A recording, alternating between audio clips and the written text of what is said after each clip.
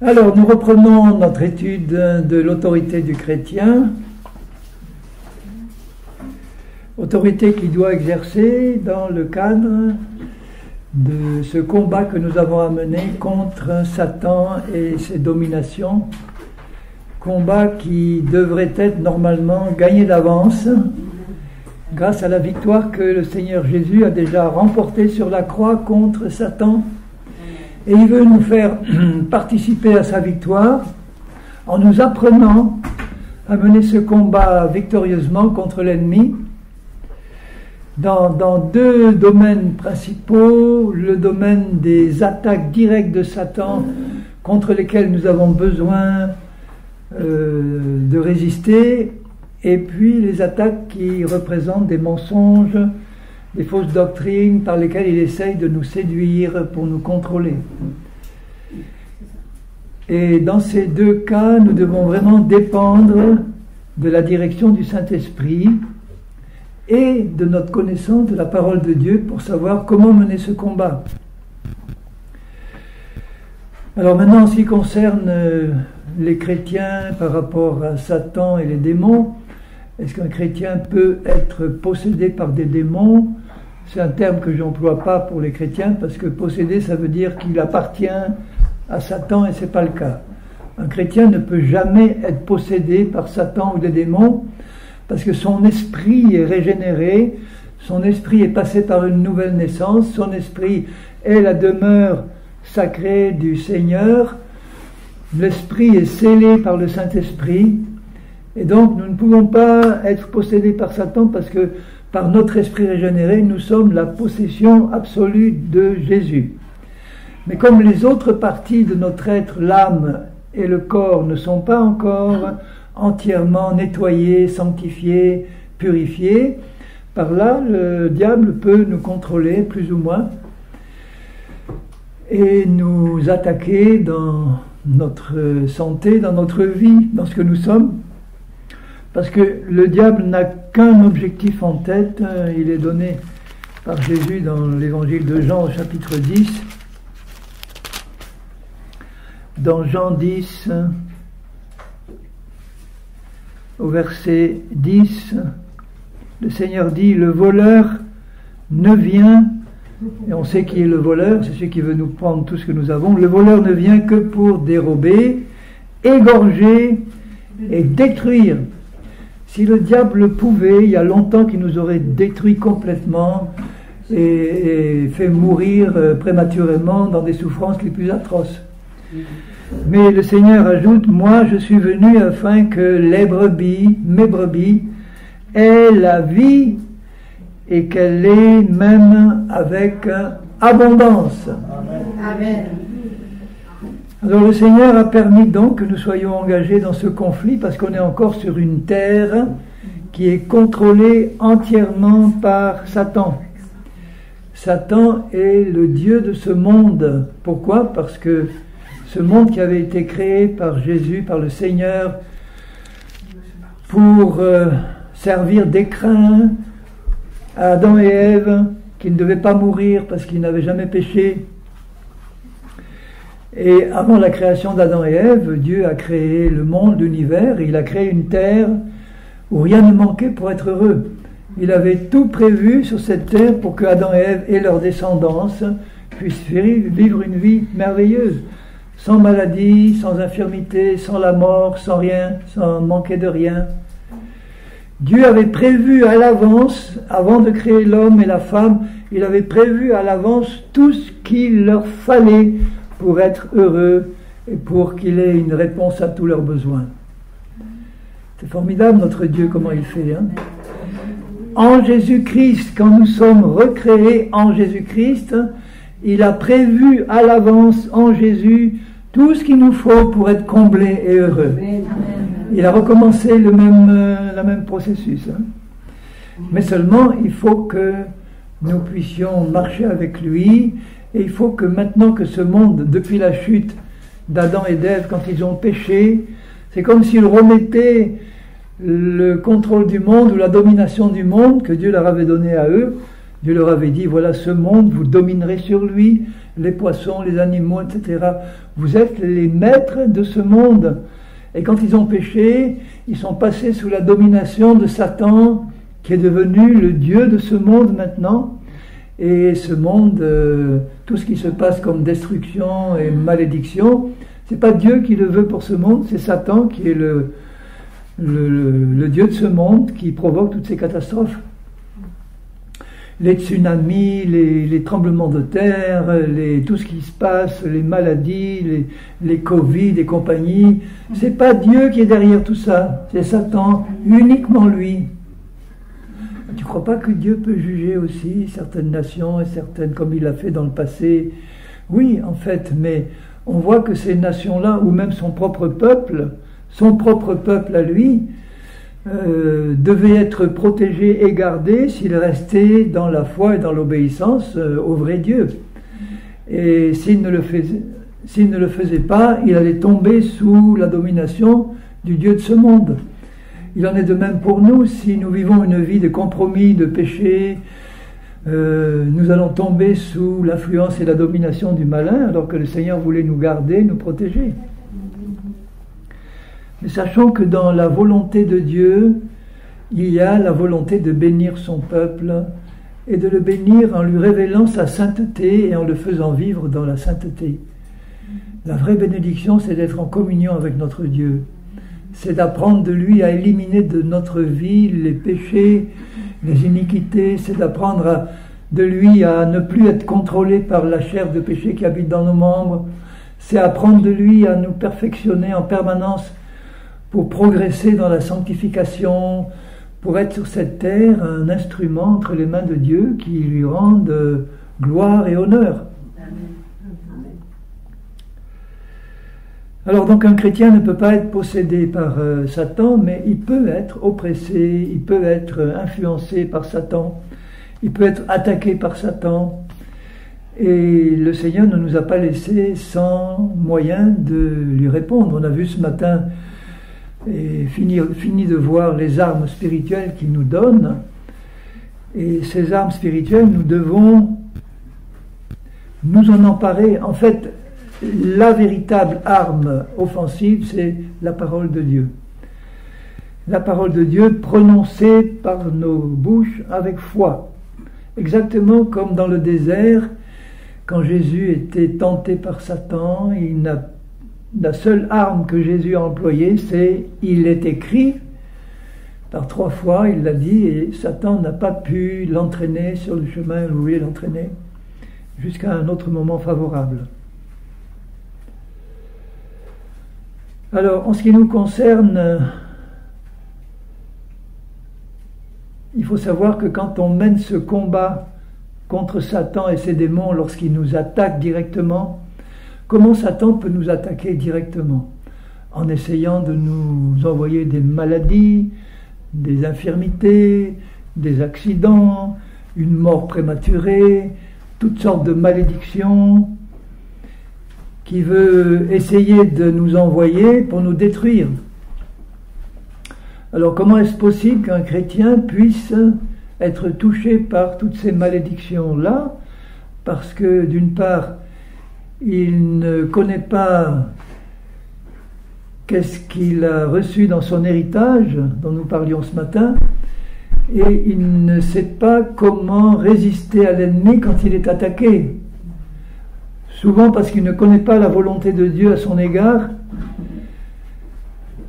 Pour lui, je prends l'exemple des maladies, des infirmités, parce que c'est quelque chose qui frappe tellement les chrétiens aujourd'hui. Quand je fais le sondage dans une église, ça m'arrive, ou dans un groupe, et que je dis « levez la main, ceux qui sont malades au milieu de vous », que ce soit une maladie bénigne ou grave, ben c'est souvent les 3/4 ou les 90% des mains qui se lèvent, et c'est pas normal.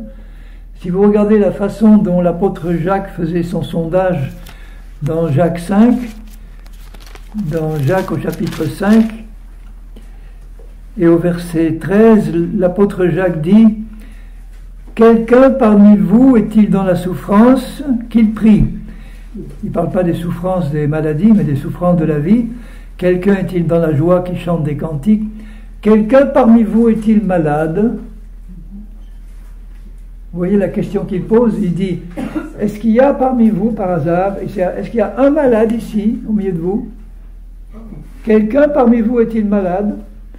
Et encore malade au point d'être chez lui, alité, et pas pouvoir se déplacer, puisqu'il dit, quelqu'un parmi vous est-il dans cet état, qu'il appelle les anciens de l'Église, et que les anciens prient pour lui, en loignant d'huile au nom du Seigneur.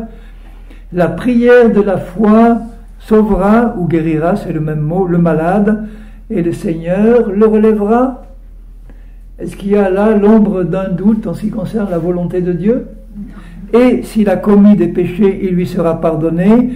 Confessez donc vos péchés les uns aux autres et priez les uns pour les autres afin que vous soyez guéris. Priez avec foi en sachant que Dieu veut guérir tous les malades, quels qu'ils soient.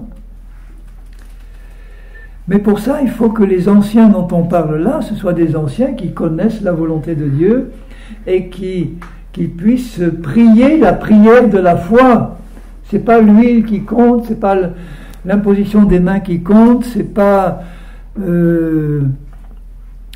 autre chose que la prière de la foi qui produira le résultat. Prière de la foi, ça veut dire que je prie en noyant d'huile ce malade, en étant sûr que Dieu va le guérir, parce qu'il est écrit la prière de la foi guérira le malade et le Seigneur le relèvera. Je ne vois pas là de quoi il y a avoir l'ombre d'un doute dans le résultat final. Donc si ça ne se produit pas comme Dieu le veut, il ne faut pas en déduire, malheureusement ce qu'on déduit trop souvent, c'est que Dieu ne voulait pas le guérir parce qu'il n'a pas été guéri. C'est pas la volonté de Dieu, ça. Il n'est pas guéri parce qu'il n'y a pas eu la prière de la foi, tout simplement.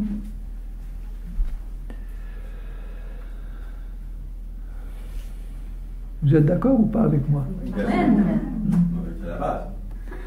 Oui, oui, mais il y en a, je sais, qui ne sont pas d'accord avec ça parce qu'ils ont reçu dans leur cœur d'autres doctrines qui leur ont fait croire que Dieu ne voulait pas guérir tous les malades parce que, effectivement, tous ne sont pas guéris dans l'Église et qu'il y en a beaucoup qui prient, qui jeûnent et les gens meurent et ne sont pas guéris.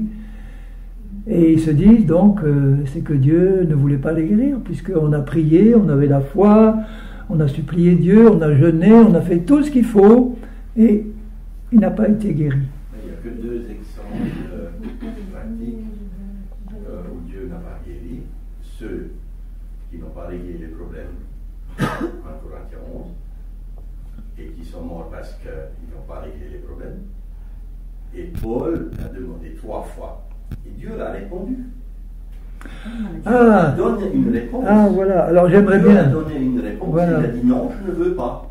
Ok. Il est souverain, Dieu est souverain, mais il parle, nous dit. C'était pas mal. Alors je veux, attends, non, je veux répondre, mais c'est important de poser la question parce que c'est important de voir le contexte de Paul justement parce que le premier cas que tu cites, c'est vrai que dans 1 Corinthiens 11, il est dit, si nous prenons la scène indignement, c'est-à-dire pour moi, c'est en état de péché non confessé.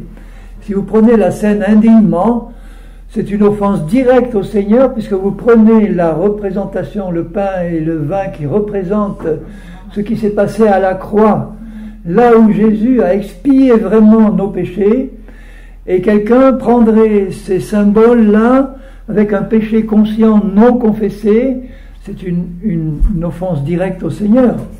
C'est pour ça qu'il dit examinez-vous avant et prenez la scène dignement, examinez-vous en disant bon ben Seigneur, je ne vois pas honnêtement de quoi, j'ai pas besoin de confesser quoi que ce soit, j'ai confessé tout ce que j'avais à confesser et dans la mesure où j'en suis conscient, j'ai la conscience claire, je peux prendre la scène. Maintenant, en ce qui concerne Paul, j'aimerais relire dans 2 Corinthiens 12 ce qui est écrit là.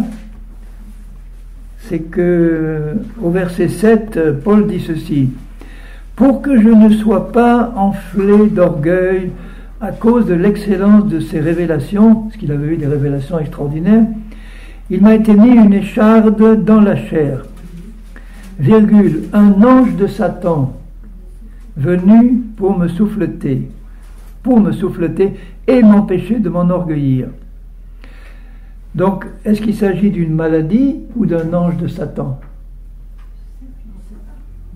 Certains disent c'est probablement les yeux. Voilà, alors là, il y a des interprétations. Hein. Ce sont des interprétations. Quand il dit aux Galates, vous seriez probablement arraché les yeux pour me les donner, il y en a qui disent, c'est sans doute qu'il avait une maladie des yeux. Mais en fouillant la parole, je me suis rendu compte que les Galates, la ville de Lystre, où Paul a été lapidé, se trouve en Galatie, et il a été lapidé à Lystre, et il a été entouré par les frères, et quand quelqu'un est lapidé, vous savez, il reçoit des pierres partout, il peut en recevoir dans le visage, il peut en recevoir sur tout le corps, là où la peau est visible, le visage en particulier, et je pense qu'il fait référence, quand il parle de ses yeux, là. En tout cas, aucune mention qu'il avait une ophtalmie purulente ou qu'il avait une maladie des yeux. C'est pas dit de manière précise. S'il dit que c'était un ange de Satan pour le souffleter, moi je dis que c'est un ange de Satan pour le souffleter. Donc ça veut dire que c'était un ange de Satan que Satan avait envoyé pour le persécuter. Et quand il donne une liste des persécutions ou des soufflets de Satan, il dit, au verset 9, je me glorifierai bien plus volontiers de mes faiblesses, je me plais dans les faiblesses, les outrages, les calamités, les persécutions, les détresses pour Christ. Quand il dit au verset 11, au verset 24, j'ai reçu des Juifs 40 coups moins 1, 3 fois j'ai été battu de verge, 1 fois lapidé, 3 fois naufrage, 1 jour et 1 nuit dans l'abîme, fréquemment en voyage, en péril dans les fleuves, en péril de la part des brigands, en péril de la part de ceux de ma nation, en péril de la part des païens, dans les villes, dans les déserts, dans la mer. J'étais en travail, dans la peine, exposé à de nombreuses veilles, à la faim, à la soif, à des jeûnes multipliés, au froid. Pas une mention de maladie là-dedans. Donc j'affirme que l'interprétation qui nous fait dire que l'écharpe de Paul était une maladie est fausse. Pourquoi? Parce que ça mettrait une exception à la règle générale de la parole de Dieu qui nous enseigne que tous nos péchés et toutes nos maladies ont été prises par Jésus-Christ à la croix dans son corps. Donc je pense que si Dieu avait voulu préserver Paul de l'orgueil, il n'aurait pas utilisé une œuvre de Satan que son fils a prise à la croix pour le discipliner. Il y a là quelque chose qui n'est pas logique. Et d'autre part, comme Dieu ne fait pas d'exception, il aurait dû utiliser le même moyen pour d'autres chrétiens que Paul, qui risquaient tout comme lui de s'enorgueillir dans certaines situations, et donc qui pourrait permettre dans certains cas que le chrétien soit par Dieu frappé de maladie pour lui apprendre quelque chose et ne pas s'enorgueillir. Donc là, on entre dans un domaine qui nous fait penser qu'il y a quelque chose d'illogique dans le fait que Dieu a pris nos maladies, nos infirmités et nos péchés pour les mettre entièrement sur Jésus pour que nous en soyons délivrés, et qu'ensuite il ait choisi une œuvre de Satan qui est une maladie, les maladies sont toujours les œuvres de Satan, pour discipliner un de ses enfants. Ça ne va pas. Ce qui peut se passer, alors je rejoins ce que tu disais au début. Parce que le verset 9, il dit, où Dieu parle à Paul, il dit, texto, ma grâce te suffit, car ma péché s'accomplit dans la faiblesse. Oui, mais pas dans la maladie. Donc c'est pas une donc non, je ne dis pas ça. Dieu n'a pas enlevé la persécution parce que c'était la volonté de Paul qu'il passe au travers pour éviter de s'enorgueillir. Donc il lui dit là, ma grâce te suffit dans les épreuves, les persécutions que tu... Mais pas dans la maladie que tu veux. Oui. Voilà. Donc ma grâce te suffit. Donc Dieu pourrait nous le dire aussi quand nous passons par des persécutions et des souffrances de ce type-là.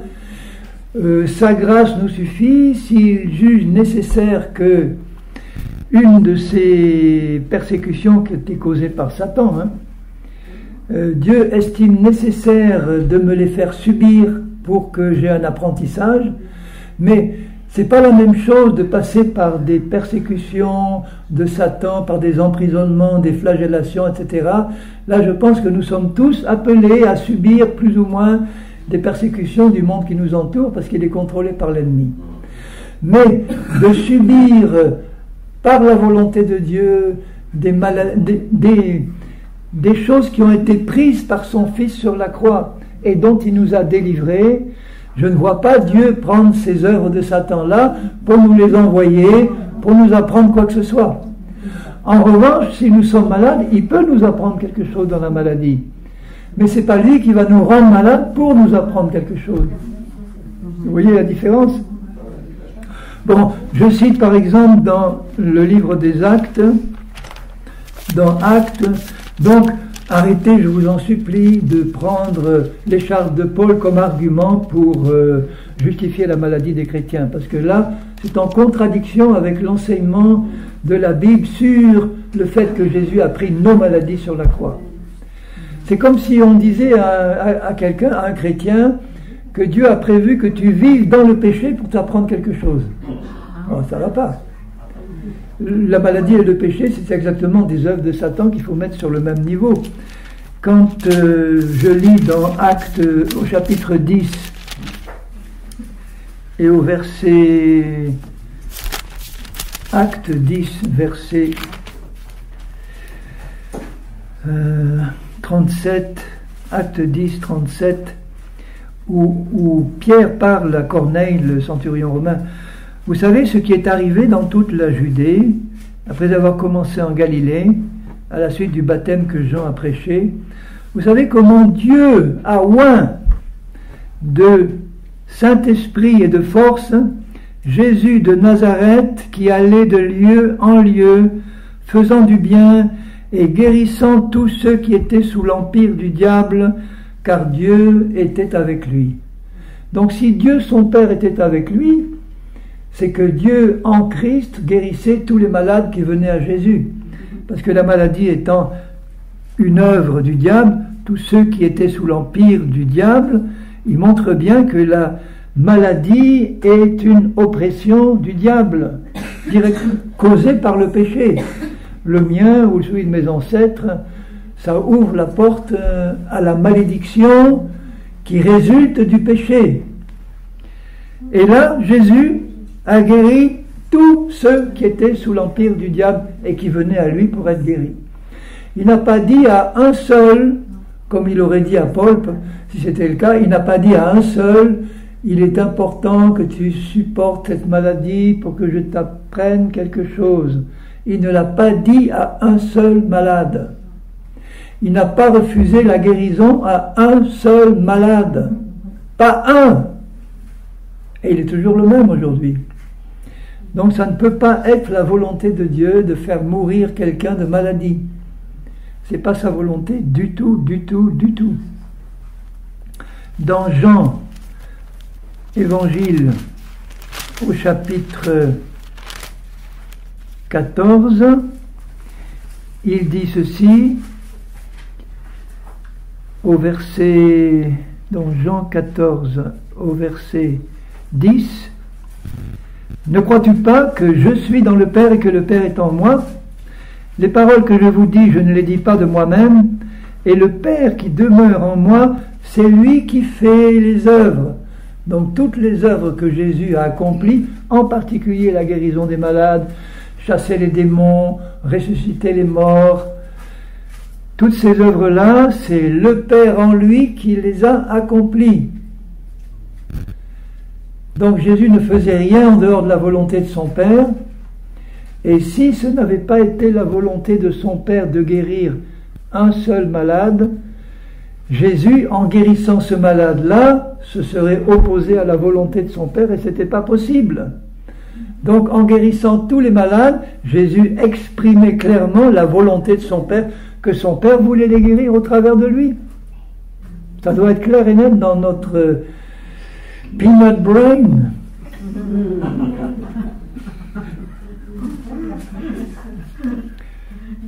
Pour ceux qui ne connaissent pas l'anglais, ça va dans votre cervelle de cacahuète. C'est dit avec amour, hein, parce que moi je me mets dans le tas avec aussi. Hein.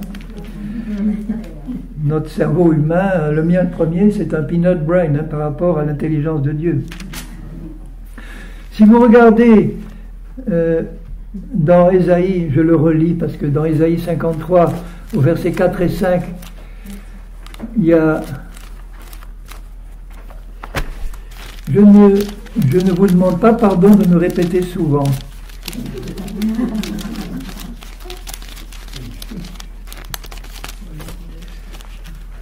Parce qu'il y en a qui en tiennent une telle couche qu'il faut y aller souvent. Mais là je ne vous parle pas à vous, je parle à ceux qui vont m'écouter dans l'enregistrement. Au verset 4, je le relis, Ésaïe 53, verset 4.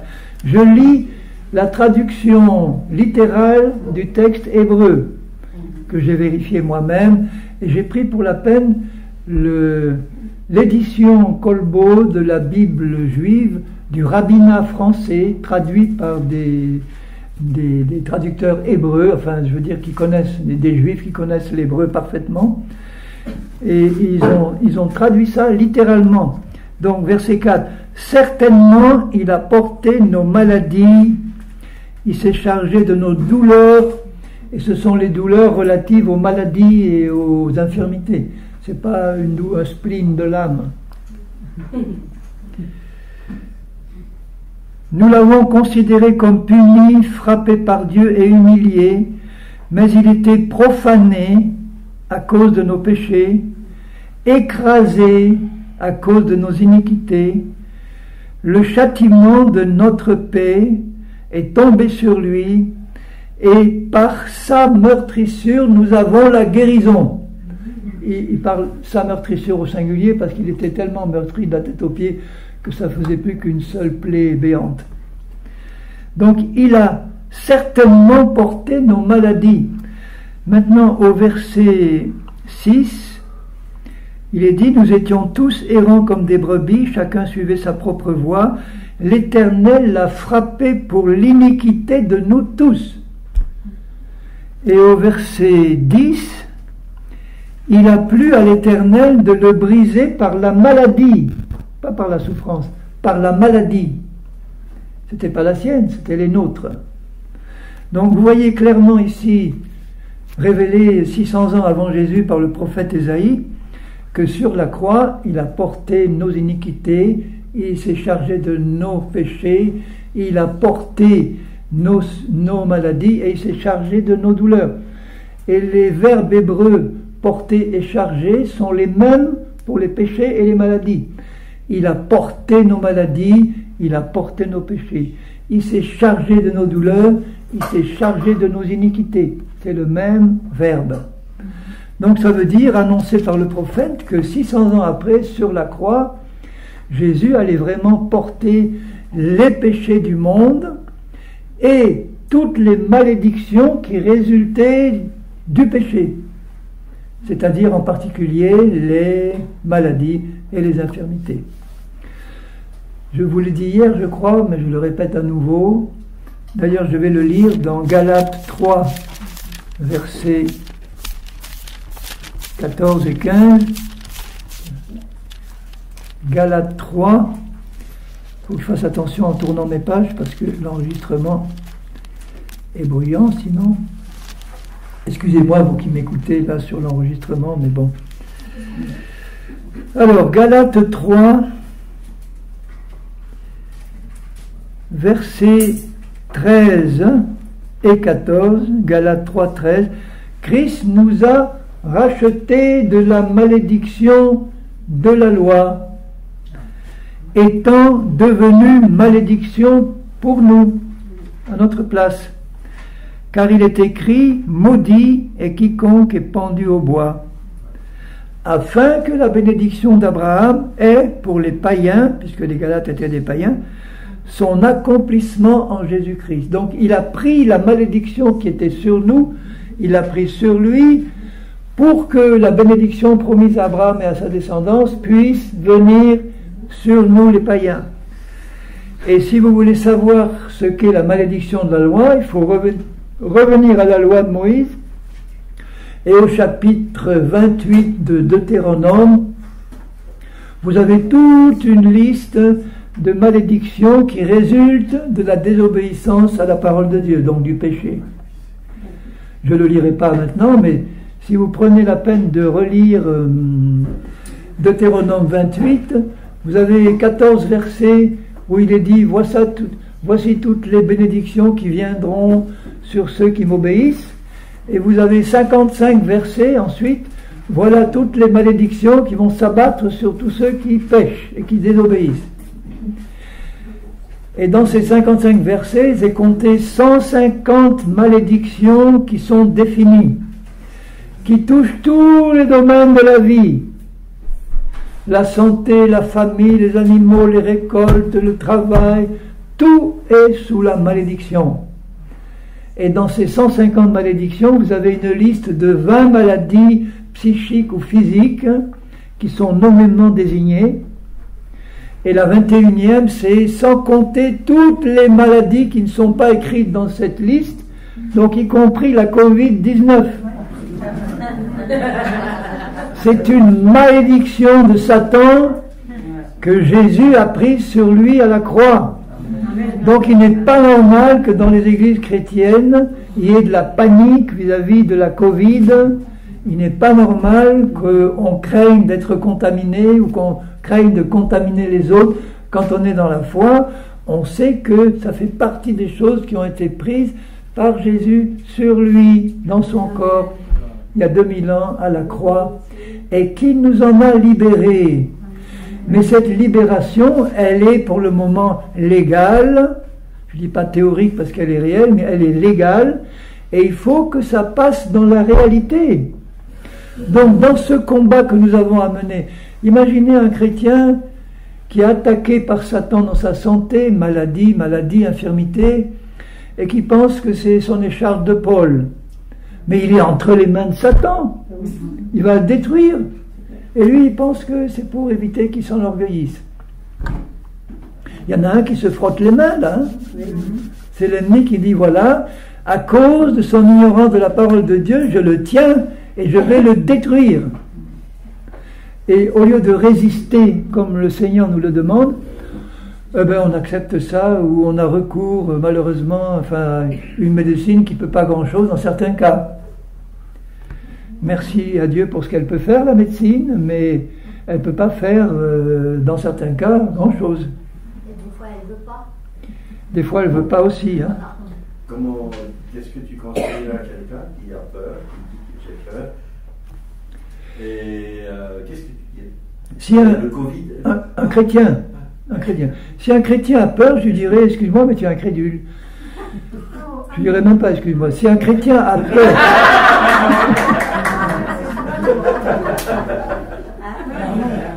Bon, un chrétien qui a peur, je reconnaîtrai avec compassion que sa foi n'est pas au top. Hein.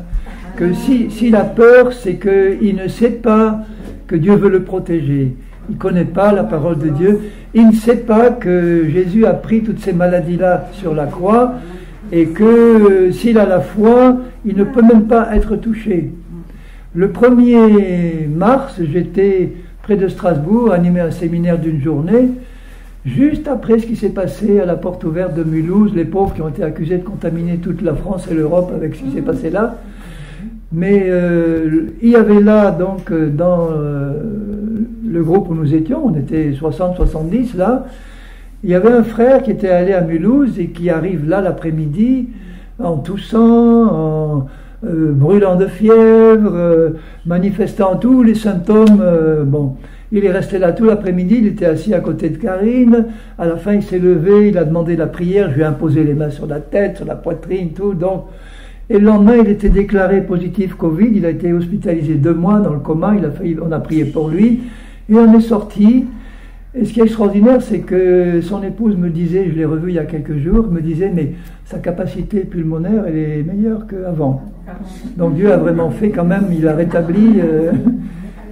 Mais ceci pour dire qu'on a été en contact direct avec le virus. Hein.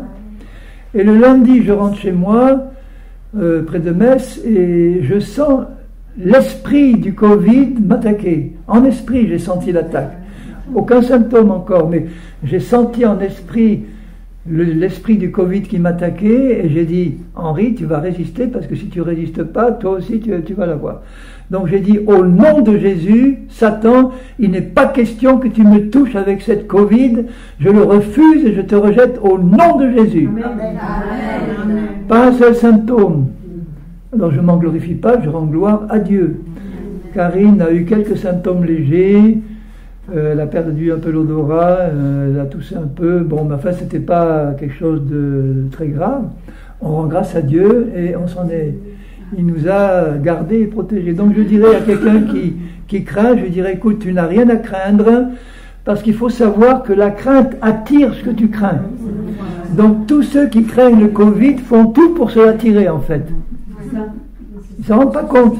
Je pense qu'il y a aussi bien un cause et effet, parce qu'il y a même des chrétiens, des médecins chrétiens qui disent le fait d'accepter la peur ouvre une immense porte pour diminuer la défense immunitaire. Et c'est prouvé médicalement. Oui, c'est prouvé médicalement que la crainte diminue les défenses immunitaires. C'est à nous de ne pas avoir peur. Ça veut dire refuser la peur. Oui, mais alors, c'est pas facile pour un chrétien qui n'a pas la foi de refuser la peur. Il va essayer, mais il ne va pas y arriver. Hein. Le seul moyen de pouvoir vraiment refuser la peur, c'est d'avoir foi en la vérité. Or, avoir foi en la vérité, ça élimine la peur.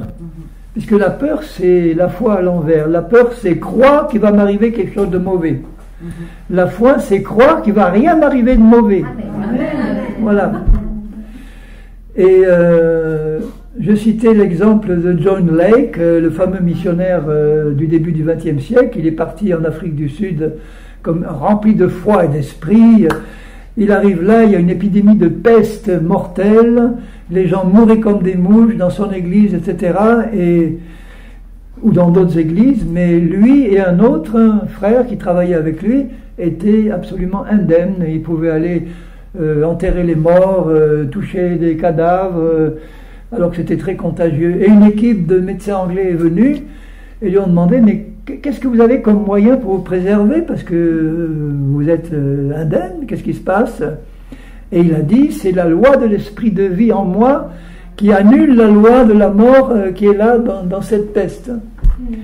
Et je vais vous le montrer. Prenez la bave d'un mourant, d'un mort là, avec sa grouillée de bactéries, mettez-les sur la plaque devant le microscope, il regarde, ça grouille de bactéries de la peste. Il touche avec son doigt et il dit, regardez maintenant. Il regarde, toutes les bactéries étaient mortes. Il dit, vous voyez comment ça marche la foi? La foi, c'est être sûr que Dieu va me préserver parce qu'il a pris nos maladies sur la croix, et si nous croyons en ça, nous sommes gardés et nous ne serons pas touchés. Alors que s'il avait été dans la crainte, il aurait reçu, la bactérie aurait agi. Hein. Donc, dans ces œuvres de Satan pour nous détruire, maladie, infirmité, accident, malédiction, il va essayer s'il peut, parce qu'il sait que la plupart des chrétiens sont ignorants ou incrédules. Donc il se dit, bon, donc je vais essayer ça, j'ai pas le droit de leur envoyer une maladie, mais c'est pas parce qu'il n'a pas le droit qu'il va pas le faire. Hein. Un brigand n'a pas le droit de piller une banque, mais vous pensez que ça va l'empêcher, que la loi qui interdit de piller les banques va l'empêcher de la piller? Il va y aller. S'il n'y a pas de policier qui l'arrête, il va le faire. Hein. Donc là, il va voir l'état spirituel de l'Église, qui est malheureusement dans un état d'incrédulité et d'ignorance en ce qui concerne les attaques de Satan, qui prennent souvent ça comme une punition de Dieu ou un apprentissage, ce que Dieu veut nous apprendre, enfin que sais-je. Donc ils acceptent la maladie et ils ne résistent pas par les seuls moyens qui permettraient de l'éliminer complètement, c'est-à-dire la foi en la parole de Dieu.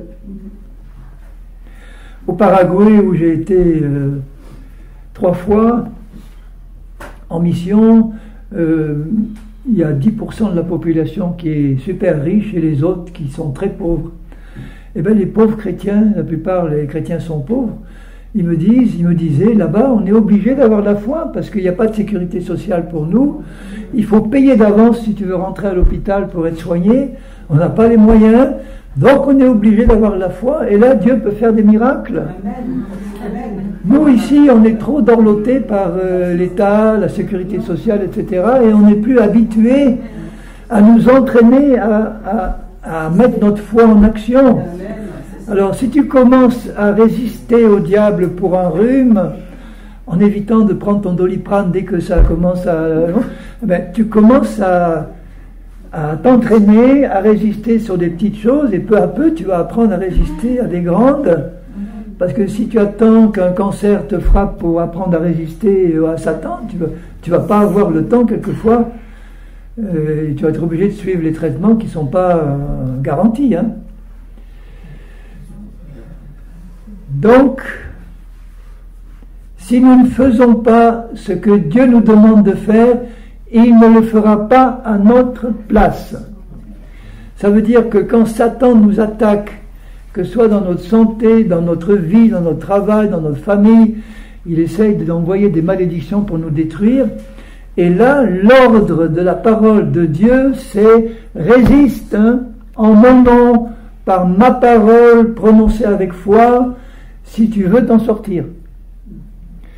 Si nous avons le sentiment que Satan nous attaque, et le Saint-Esprit nous le montre que ce n'est pas quelque chose de bénin, c'est vraiment une attaque de Satan pour nous détruire, si le Saint-Esprit nous le montre, et si nous commençons à prier en disant « Seigneur, je te supplie de me libérer de cette attaque de Satan, je te supplie d'éloigner Satan, ce démon de ma vie », Dieu ne bougera pas. Sauf peut-être si c'est un tout jeune chrétien qui a besoin que Dieu intervienne surnaturellement, parce que sinon il meurt le lendemain. Mais en règle générale, il ne bougera pas. Pourquoi? Parce que si Dieu répondait à cette prière, il violerait sa propre parole. Pourquoi? Parce que dans sa parole, il nous dit, c'est à vous de résister aux démons en mon nom. C'est pas moi qui vais résister aux démons pour vous. C'est vous qui devez résister parce que vous connaissez votre autorité, vous devriez la connaître, et c'est à vous d'utiliser l'autorité que je vous ai déléguée, qui est toute puissante, pour, au nom de Jésus, repousser l'ennemi et lui ordonner de partir. Et quelquefois, le combat peut être rude. Hein. Il peut être rude, hein, parce que notre niveau de foi n'est pas toujours tip-top, et il peut y avoir encore quelques craintes et quelques doutes qui retardent. Et l'ennemi profitera toujours du moindre doute, et on peut être dans la foi pendant une semaine, et après en une seconde on perd la foi parce qu'il y a un doute qui vient.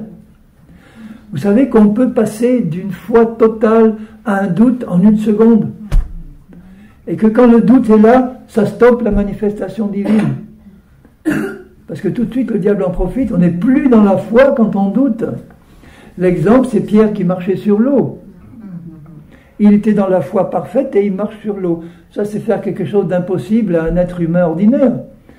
Et il marchait sur l'eau parce qu'il s'appuyait sur cette parole de Jésus, viens. Et il avait les yeux fixés sur Jésus. Et à un moment donné, il a regardé la tempête et il a dit, il eut peur. Il a laissé la crainte entrer et il a commencé à couler. Tout de suite, il a crié à Jésus, qui l'a relevé et qui lui a dit, homme de peu de foi, pourquoi tu as douté? Donc il était dans une foi parfaite et il marchait sur l'eau. Vous vous rendez compte? Marcher sur l'eau. Et il suffit qu'il détourne les yeux, qu'il se laisse impressionner, et en étant impressionné, il a douté et il a coulé. Et il a perdu ce qu'il avait commencé à avoir d'un coup. Et ça peut arriver à chacun de nous. On peut se trouver dans la foi, et puis le diable, qui sait très bien que, en impressionnant de manière énorme, les chrétiens, ils vont avoir peur la plupart, ils vont commencer à douter. Donc ici on tente pour mettre devant nous des situations impressionnantes, des diagnostics impressionnants, des spécialistes qui nous disent tu en as pour 6 mois, toutes les analyses prouvent que c'est extrêmement grave, C'est impressionnant. Et si à ce moment-là, on n'est pas accroché à la seule parole de Dieu pour dire « Je ne me laisserai pas impressionner par ce qui est contraire à la parole de Dieu. Mon Dieu m'a dit qu'il m'a guéri par ses meurtrissures à la croix. Je vais entrer en résistance et je vais avoir la victoire parce que mon Dieu est avec moi. » Voilà l'attitude du combattant chrétien. C'est ça qui fait plaisir à Dieu et qui ne fait pas plaisir au diable. Mais moi, j'ai beaucoup de plaisir à ne pas faire plaisir au diable.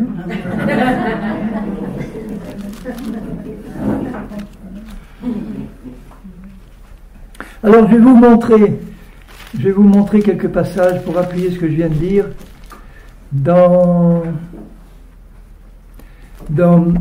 Marc.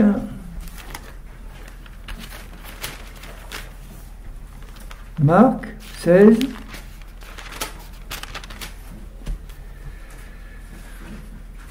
N'oubliez pas que dans Matthieu 28, à la fin du chapitre, il dit, Jésus, tout pouvoir m'a été donné dans le ciel et sur la terre. Mais aussitôt, avant de monter au ciel, il délègue ce pouvoir à son Église. Il le délègue, exactement comme un policier reçoit une délégation de pouvoir de sa hiérarchie. Il délègue. Et là, dans Marc 16, au verset 15, il leur dit, allez dans tout le monde, prêchez la bonne nouvelle à toute la création. Celui qui croira et qui sera baptisé sera sauvé. Celui qui ne croira pas sera, le grec dit pas condamné, sera damné. Voici les miracles qui accompagneront ceux qui auront cru. Sous-entendu, en moi, en ma parole. En mon nom, ils chasseront les démons. Il ne dit pas en mon nom, ils demanderont au Père de les chasser pour moi. C'est nous qui devons les chasser. Et donc, quand le Saint-Esprit nous montre que là, derrière ce phénomène qui est en train de m'attaquer, ou derrière ce phénomène qui attaque ma famille, ou quelque chose, le Saint-Esprit me montre qu'il y a un démon là derrière, il y a une attaque démoniaque directe pour me détruire. Hein. Là, la parole de mon Dieu doit être en mon nom, vous chasserez les démons.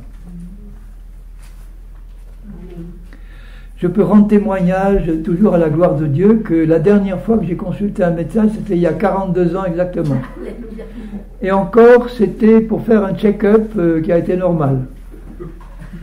Ensuite, pendant le temps que je travaillais, il y avait une visite médicale obligatoire. C'était pas moi qui allais le voir, c'était obligé. Donc il faisait, bon, tout va bien. Tiens, vous avez encore amélioré votre vue depuis l'année dernière. Bon, ça va, rien à signaler. Mais que j'ai eu besoin d'aller consulter un médecin, je n'ai pas de souvenir, le dernier c'était il y a 42 ans. Donc depuis 42 ans, j'ai fait de Jésus mon seul médecin, psychologue et spécialiste, et il a toujours été fidèle. Mais j'ai eu des attaques terribles à certains moments. Des années où ça allait bien, et des moments où j'ai eu des attaques où je voyais la mort dans les 5 minutes qui suivent. Hein. Tellement impressionnante que si j'avais sombré dans la crainte, je ne sais pas si je serais là aujourd'hui. Hein. Et le Seigneur me dit dans mon cœur, tu en sais assez maintenant avec ce que tu enseignes et ce que tu sais. J'attends de toi que tu ne cours pas aux urgences, que tu prennes ma parole et que tu résistes en mon nom. Et c'est ce que j'ai fait, et je suis là, en bonne santé. Alléluia. Je vais bientôt fêter mes 80 ans. J'ai 79 et quelques. En janvier, j'aurai 80 et je suis en pleine forme. Je vais partout et je rajeunis comme l'aigle. Mon psaume préféré, c'est psaume 103. Mon âme bénit l'Éternel. Que tout ce qui est en moi bénisse son saint nom. Mon âme bénit l'Éternel, n'oublie aucun de ses bienfaits. C'est lui qui pardonne tous tes péchés, c'est lui qui guérit toutes tes maladies. C'est lui qui te délivre ta vie de la fosse. C'est lui qui te couronne de bonté et de miséricorde, pardon et guérison. c'est lui qui rassasie de bien ta vieillesse. Et c'est lui qui te fait rajeunir comme l'aigle. Moi, j'ai pris ça pour moi. Et je vous garantis que je me sens rajeunir comme l'aigle. Alléluia. Gloire à Dieu. Et d'ailleurs, puisque tu cites de médicaments, j'ai constamment en tête le proverbe 4:20 qui me revient tout le temps en mémoire, que j'aime bien méditer. Proverbe 4:20, mon fils, sois attentif à mes paroles, prête l'oreille à mes discours, qu'ils ne s'éloignent pas de tes yeux, garde-les dans le fond de ton cœur, c'est-à-dire crois au fond de ton cœur à mes paroles, car c'est la vie pour ceux qui les trouvent, et c'est la santé pour tout leur corps. Et le mot hébreu traduit par santé, c'est la médecine pour tout leur corps. Donc s'il y a une attaque du malin dans ma santé, je prends une bonne dose de médecine divine. Et si l'ennemi insiste, je double la dose de médecine. Alléluia. Gloire à Dieu. Donc là, vous voyez que Jésus dit, vous chasserez les démons en mon nom. Maintenant, un autre passage dans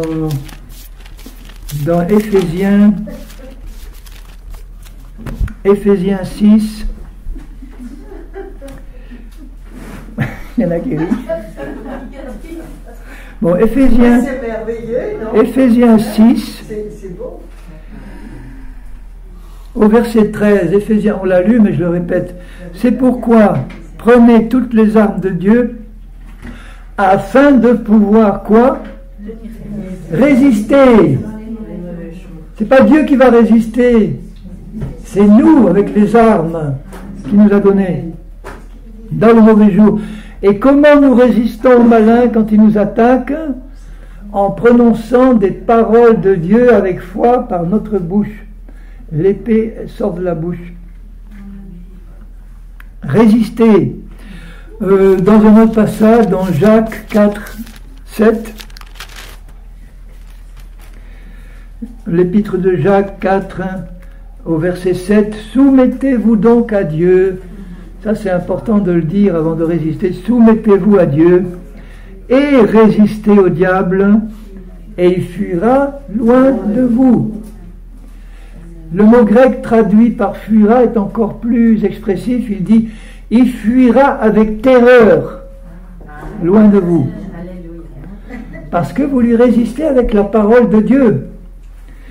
Donc, soumettez-vous à Dieu et résistez au diable quand? Eh bien, quand il attaque, par une maladie, par quelque chose qui semble être une malédiction.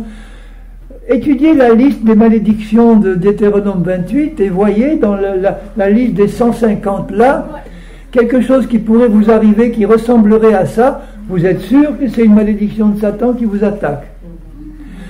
Commencez par vous examiner devant Dieu pour voir si vous êtes clean et si vous ne marchez pas dans le péché, si vous avez confessé et si vous avez pardonné à tout le monde, et si votre conscience est claire et pure, que le Saint-Esprit ne vous a rien montré, d'urgent à régler en tout cas, parce qu'il y a sûrement des choses à régler après, mais bon, en toute conscience, vous avez reconnu vos fautes, vous êtes tranquille, vous avez pardonné. Maintenant, s'il y a une malédiction qui vous attaque, là, vous savez que vous devez résister par la parole.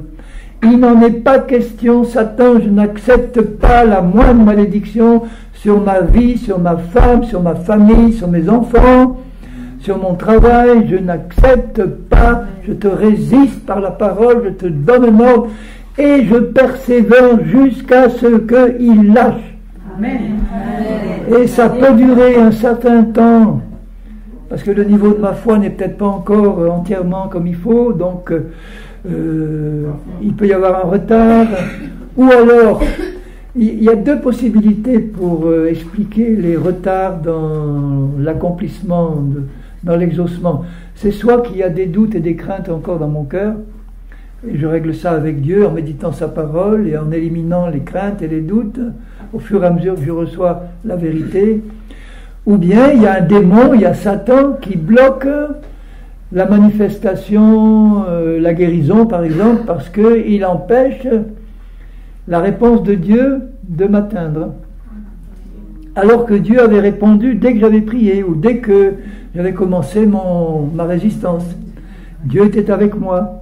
Mais il y a un démon un peu plus fort que les autres qui essaye de bloquer. Et là, je dois persévérer, peut-être même commencer à jeûner si le Saint-Esprit me le montre.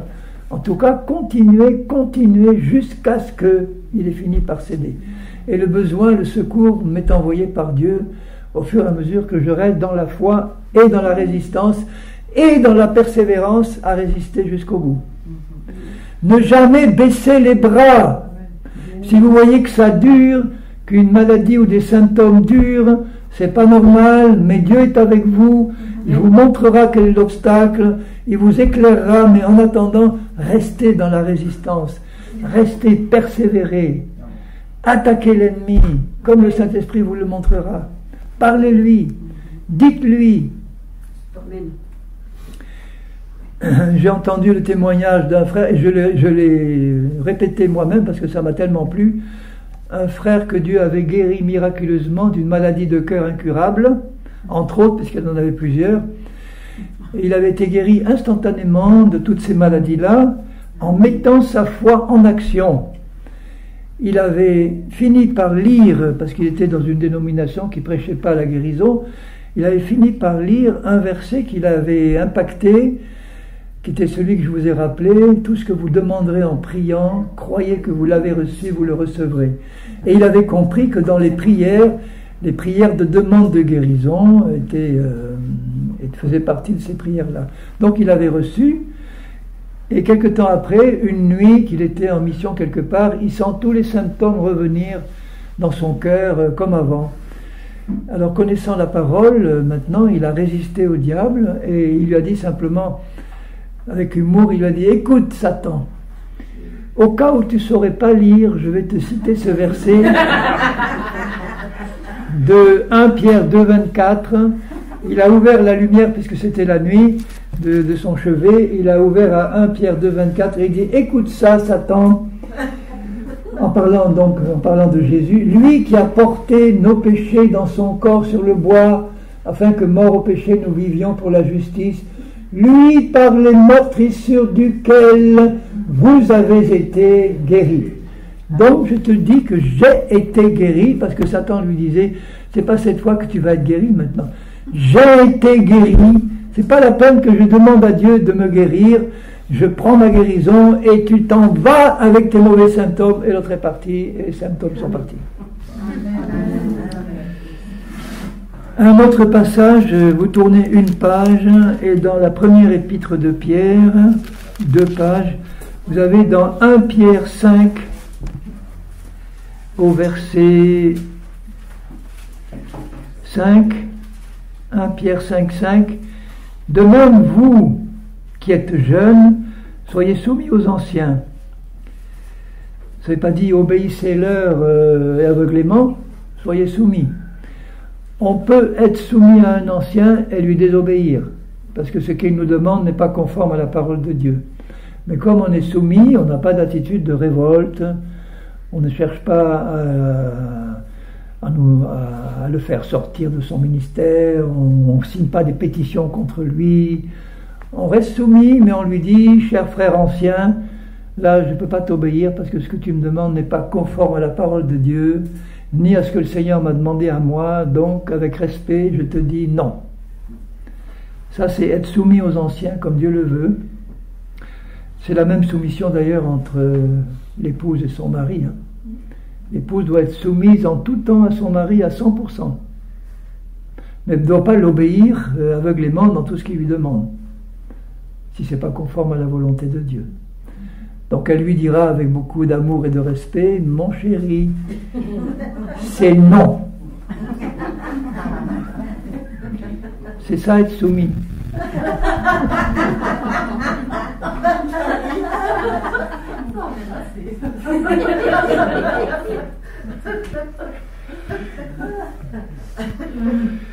Donc, je suis donc au verset 6.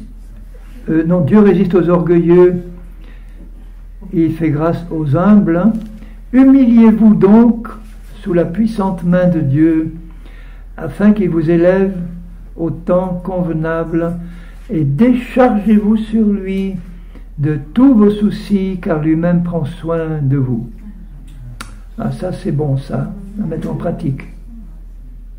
Tant de chrétiens sont stressés, sont inquiets, se font du souci pour ça, du souci pour ci. Eh bien, ce sont des rebelles qui désobéissent au Seigneur et qui ne se sont pas déchargés sur lui de tous ces soucis-là, sans les reprendre aussitôt. Ça veut dire que si tu as des soucis, tu arrives devant le Seigneur et tu lui dis, Seigneur, comme tu l'as dit, je me décharge sur toi. En allemand, c'est werfen. Je te jette dessus tous mes soucis parce que tu vas prendre soin de moi. Donc, moi, j'ai plus de soucis. Je fais ce qu'il y a à faire, mais j'ai plus de soucis dans mon cœur. Vous avez devant vous un homme qui n'a pas de soucis. Parce que j'en avais plein, mais je les ai tous donnés au Seigneur. Donc, il s'en occupe. Alléluia. Et il dit tout de suite après, soyez sobres, veillez. Ça revient à dire, ayez toujours l'arme au pied. Sachez que l'ennemi est toujours prêt à vous attaquer quelque part et qu'il ne va pas s'en priver. Mais si vous savez qui vous êtes et si vous savez quelle est la puissance des armes que vous avez, vous ne vous inquiétez pas. Vous êtes prêts, vous veillez. Votre adversaire, le diable, rôde comme un lion rugissant, cherchant qui il va dévorer. Et il le fait donc pour chacun de nous. Et s'il trouve un point faible ou s'il trouve un chrétien qui ne sait pas se défendre, heureusement que le Seigneur est là pour nous garder quand même tant qu'on n'a pas encore tout appris. Et qu'au moment où le Seigneur permet au diable de nous attaquer, c'est qu'il sait que là, nous devrions avoir les moyens de nous défendre. Parce qu'aucune épreuve qui nous est donnée n'est donnée au-delà de nos forces. Donc heureusement que le Seigneur veille, mais parfois il laisse faire parce qu'il ne peut pas violer sa parole. C'est-à-dire que si nous savons qu'il faut résister au diable et que nous ne le faisons pas, le Seigneur n'est pas obligé de le faire à notre place et on peut perdre la vie prématurément comme ça. On va plus vite auprès du Seigneur, mais quand même, on aurait pu faire des choses sur la terre qui n'ont pas pu être faites à cause de notre incrédulité. Alors, qu'est-ce qu'il faut faire? Résistez-lui avec une foi ferme. Vous voyez, toute vérité est établie par 2 ou 3 témoins, et là je vous en ai cité 4 dans la parole qui nous montrent que Dieu nous appelle à résister à Satan quand il nous attaque. Sachez que Dieu l'exige. Alors n'ayez pas peur de le faire, mais équipez-vous tout d'abord de toutes les armes de Dieu. Toutes les armes de Dieu qui sont les vôtres si vous vous attachez à vous sanctifier, à obéir à Dieu, à mener une vie humble, obéissante, dans toute la mesure où vous connaissez la volonté de Dieu, en vous confiant dans la fidélité de notre Papa Céleste, en vous confiant dans la puissance de sa parole et de son esprit, que ce qu'il a dit, il l'accomplira toujours. Et là, équipé de cette manière-là, quand vous commencez à résister au diable, vous savez que ça doit finir par la défaite du malin et la victoire de Jésus manifestée dans votre situation à vous. Amen. Ça doit s'accomplir comme Dieu le veut quand on croit.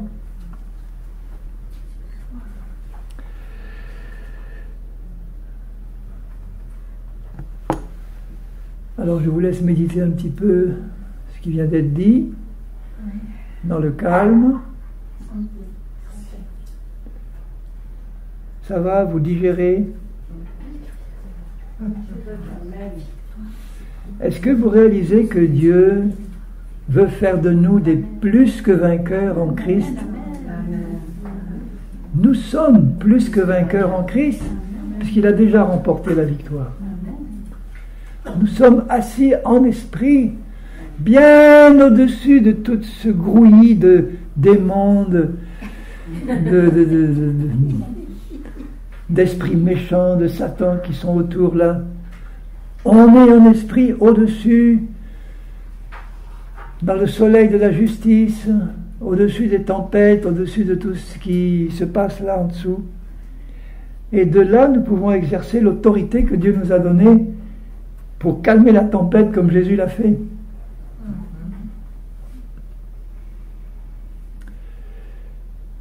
Alors j'aime quand le Seigneur me dit, c'est bien, tu as eu la foi dans ma parole, là c'est bien, tu m'as fait plaisir. Il n'est pas possible de lui être agréable sans la foi. Il nous aime tout autant, hein. Mais lui être agréable, c'est avoir la foi en sa parole et la mettre en action, en pratique. J'aimerais vous lire ce beau passage de l'évangile de Matthieu.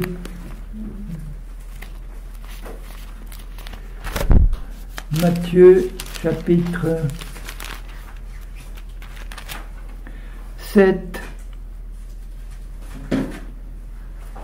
et verset 24, Matthieu 7, 24.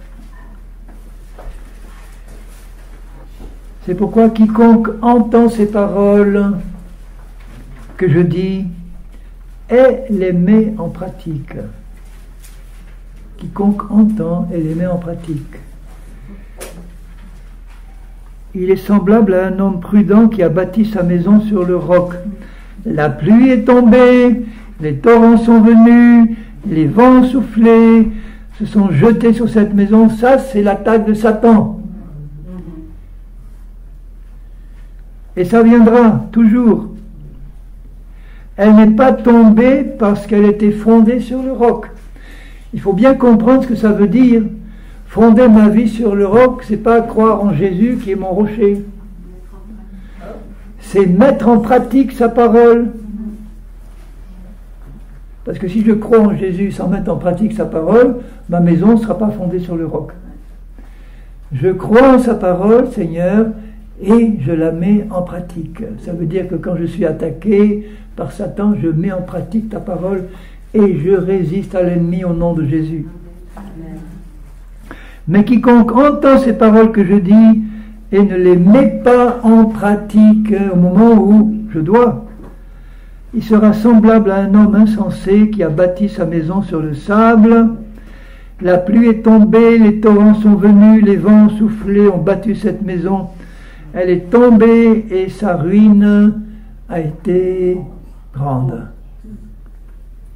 Et ce n'était pas la volonté de Dieu que cette maison tombe, puisque c'est des gens qui ont entendu les paroles du Seigneur. Ils les ont reçues, mais ils ne les ont pas mises en pratique. Alors l'ennemi en a profité pour les détruire. Et ce n'était pas la volonté de Dieu. Si nous ne connaissons pas la volonté de Dieu, nous sommes obligés de dire, Seigneur, si c'est ta volonté, fais ça, fais ça. Et tout de suite, le Seigneur veut corriger notre point de vue en nous révélant sa volonté. Et il nous la révèle d'abord par sa parole.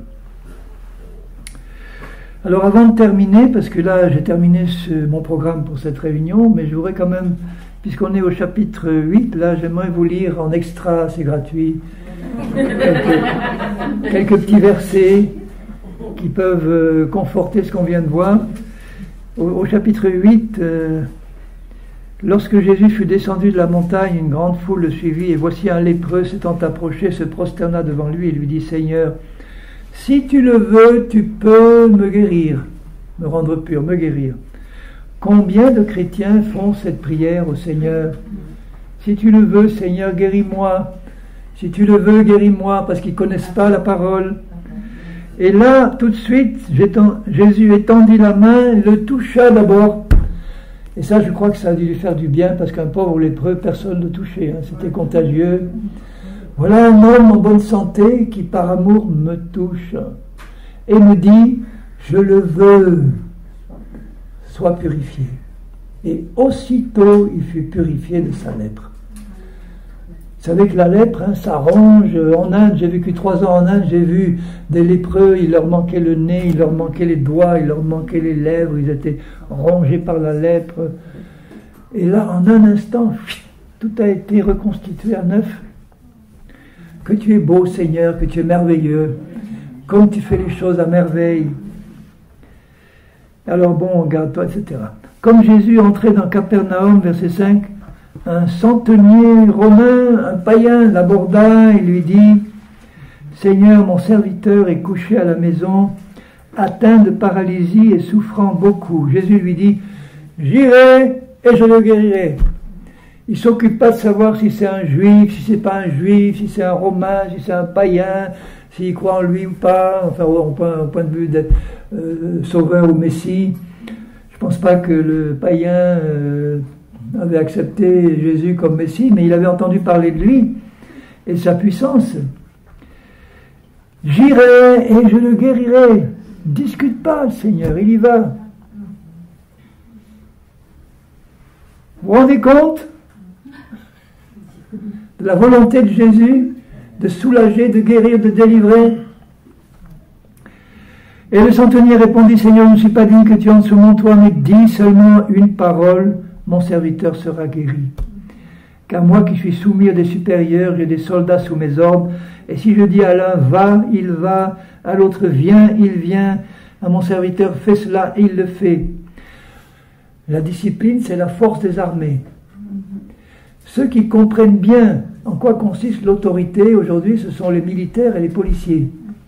Entre autres, hein, mais bon, ceux qui font partie de ces catégories-là savent ce que c'est qu'un ordre donné et l'obéissance à un ordre.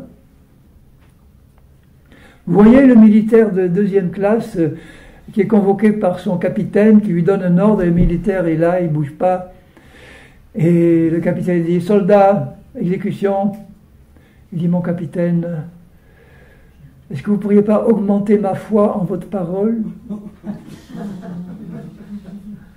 J'arrive pas à bien croire en votre parole. Il dira quoi? Comment il réagirait, le capitaine? Soldat, j'ai donné un ordre.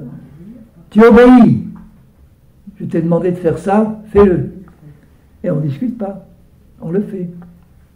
Donc ce militaire-là, il connaissait la puissance de la discipline et de l'obéissance. Quand je dis à mon soldat, fais ça, il le fait. Donc toi, Seigneur, je connais ton autorité et ta puissance. Dis seulement une parole et mon serviteur sera guéri, mais à distance, s'il vous plaît, sans même que tu sois là. Et Jésus dit, je vous le déclare au verset 10, même en Israël, je n'ai pas trouvé une aussi grande foi.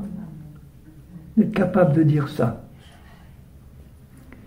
Je vous déclare que plusieurs viendront de l'Orient, de l'Occident, seront à table avec Abraham, Isaac et Jacob, avec nous aussi dans le royaume des cieux, mais les fils du royaume, les Juifs, les Israélites, seront jetés dans les ténèbres du dehors où il y aura des pleurs et des grincements de dents, par incrédulité.